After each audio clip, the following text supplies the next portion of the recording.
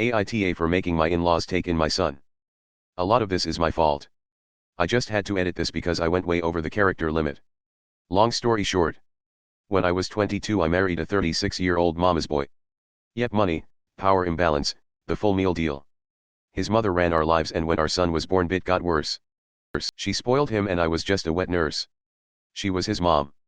I had grown up in foster care and just wanted family and put up with way too much.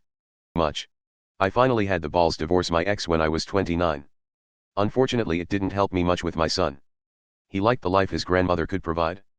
She had everything at her house a kid could want, including no rules. When my son was 15 my ex passed away. I finally thought I could get him away from her, but she had sunk her claws into him. He told me he wanted to live with her and would run away if I didn't let him. I know what happens to runaways. So he went. When he was 19, last year his grandmother passed away from the complications of the current thing. She had other kids and grandkids and his inheritance wasn't as much as you would think. I had gotten the life insurance payout when my ex passed away. So he blew through his money rather quickly. Then he came to my home. He needed a place to stay and I was his mom, so of course he was welcome. Until he started trying to live by her rules in my house. He would not clean up after himself, or help around the house. He would stay up playing video games and sleep until the afternoon. I told him that wasn't going to work for me and he needed to shape up. So he started complaining to his dad's family about how terrible I was.